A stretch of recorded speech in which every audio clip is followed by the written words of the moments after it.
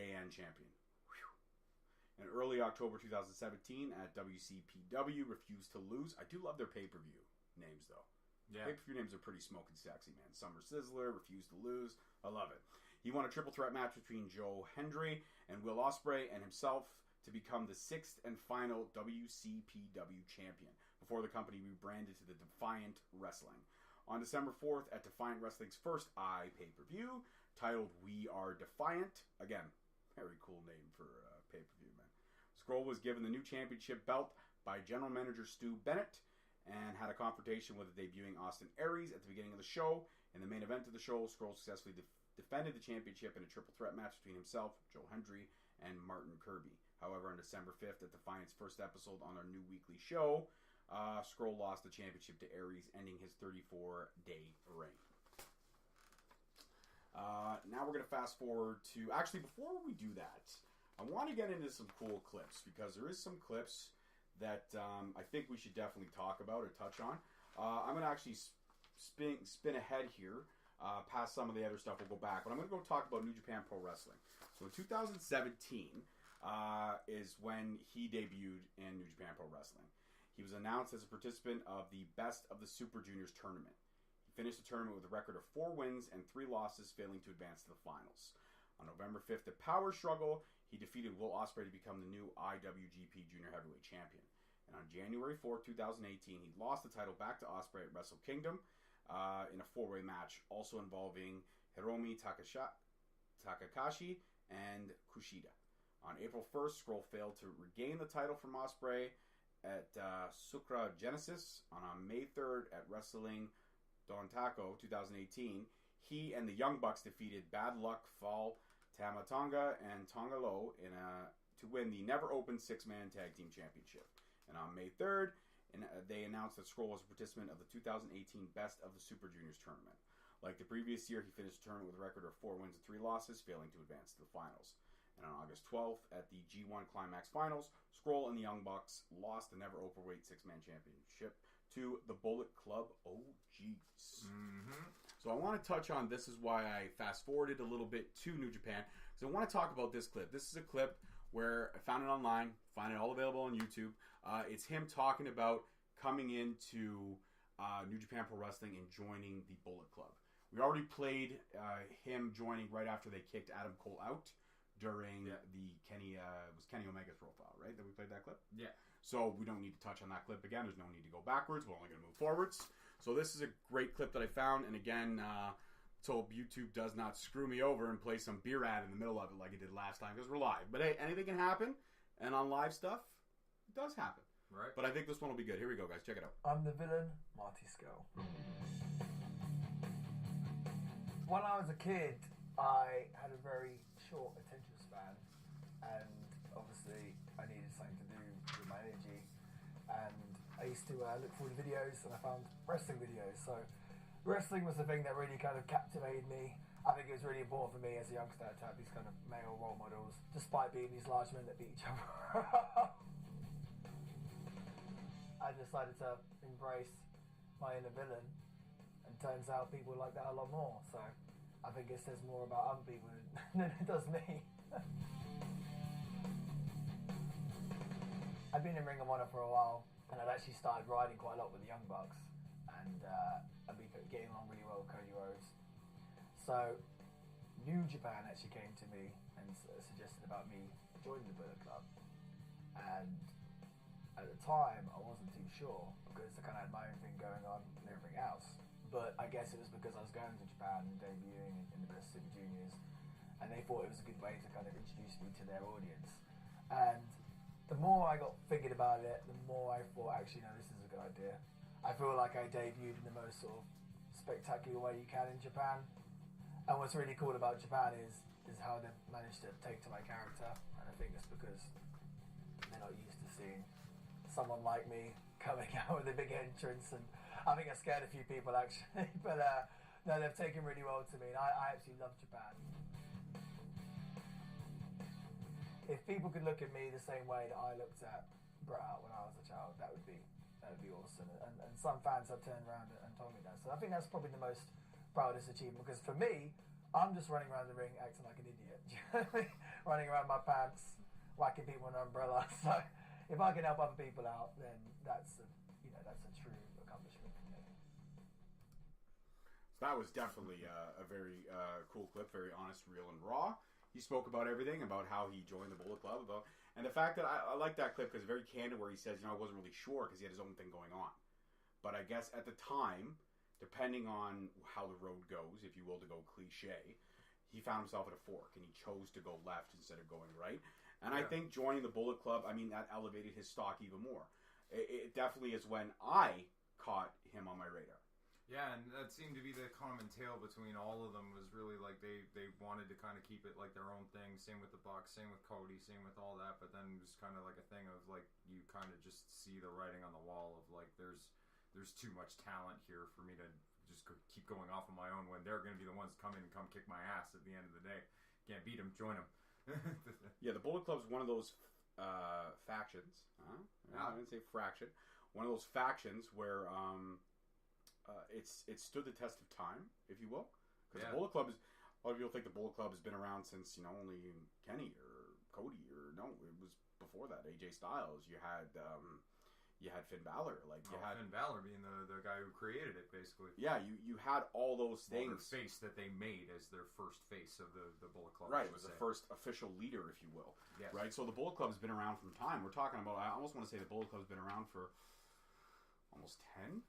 Probably about 10 years now. 10 years now, and that's. I mean, if you think about the lifespan of any faction, the longest reigning faction after that would probably be DX.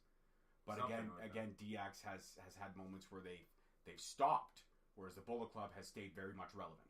Yeah, the Bullet Club doesn't stop. Members come and go, but it still keeps going. And when you're a member of the Bullet Club, you really are in that elite status. Yeah, and it was one of those where they always seemed to. It would be the only faction where they would up the game and and if anything, for people who are listening right now, we're not going to make this into a thing of like we're going to turn this whole thing into a Bullet Club thing, but just like it's just really remarkable that the Bullet Club, with now having Switchblade as their head honcho, whatever's going on with him, if he's still the champion, if he's not, I'm not too sure, but the fact that they're still going. And that it's been like that long of a thing, whereas DX it tried to come back and it fizzled out just as quick, and NWO it tried to rekindle itself, it fell apart really quick. Four Horsemen, they tried to rekindle, it fell apart really quick. It's been a thing. Actually, Evolution has never reunited, so that's so it's been a thing where like all those factions. That's been the Bullet Club has been the only one that's managed to make themselves relevant in one way, shape, or form, and keep storylines relevant and keep things relevant until finally it was just enough's enough, and all those guys had to just they just had a better offer, and they just went their own separate ways with it. Other than that, it's been a thing where they've managed to stand quite the test of time, still to this very day. Yeah, and all those guys leaving, mind you. The offer was definitely very lucrative for all of them, but it was a chance to, again, wrestle on U.S. soil on a full-time basis instead of coming back for guest appearances and having your home in Japan, taking nothing away from the scene that is in Japan, because Japanese wrestling fans can't touch us with a tent. They can't. We're nowhere close to where they are. We're trying to reach out to them with like a 40-foot pole, and they're still ahead of us. Like you know what I'm saying? Like to use the Grinch moniker there, if you will. They're still so far ahead of us in what they do and how they live and breathe the business. Where we have passion for it, sure, but their thing is the next level. Like if you're a wrestler in Japan, you're a god.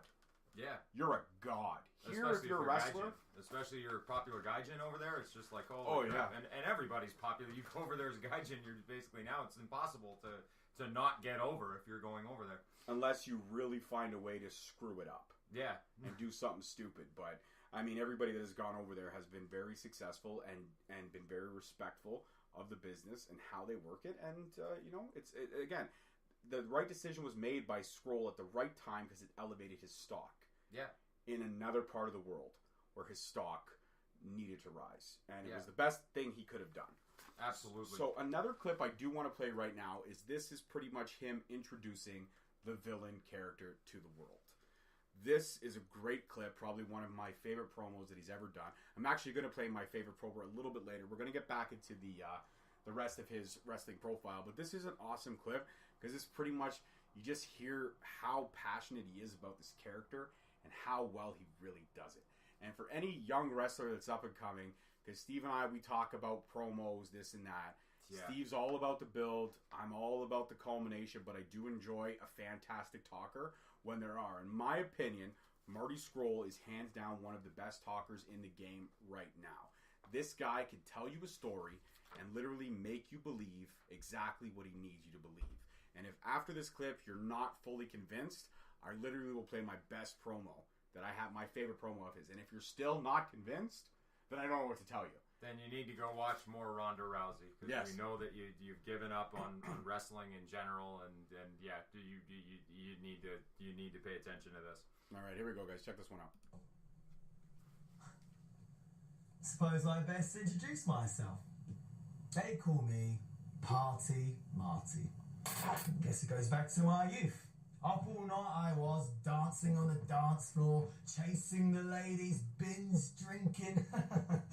Quite the young whippersnapper I was. But as I've got older, as I've matured, I've learned to appreciate the finer things in life. But the one thing that's never changed, my first true love, my real passion, is scrapping and grafting in that professional wrestling groin. You see, when I step through those ropes into that squared circle, I'm a different man. I will do anything it takes to get the job done and put that bread on my table. I don't care who I offend along the way. Thinking about it, I don't think Party Marty was ever truly who I was. And as the old saying goes, you'll either die trying to be a hero, or you'll live long enough to become a villain. I'm singing in the rain, just singing in the rain. What a glorious feeling. I'm happy again.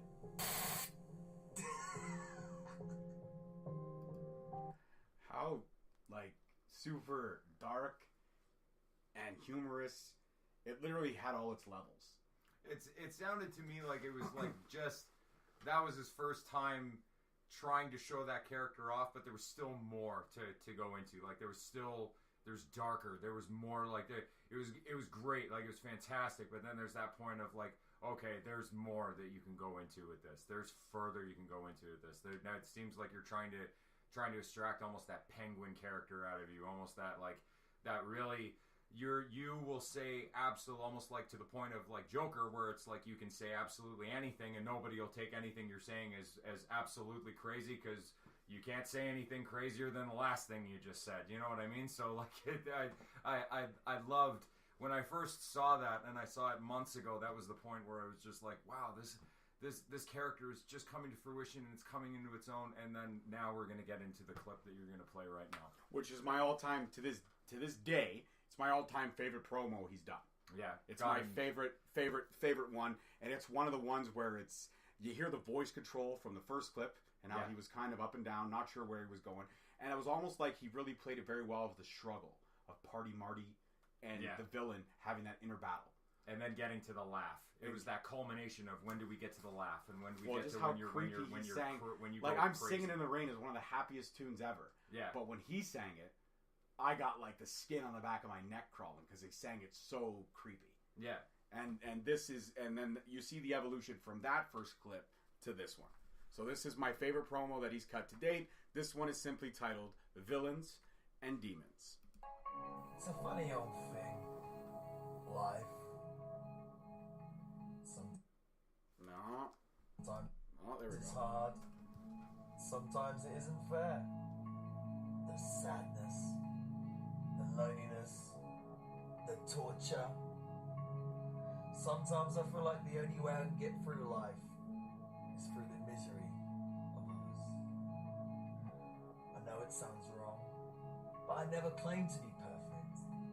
We all have demons, and I think it's time we stop fighting them. I mean, why do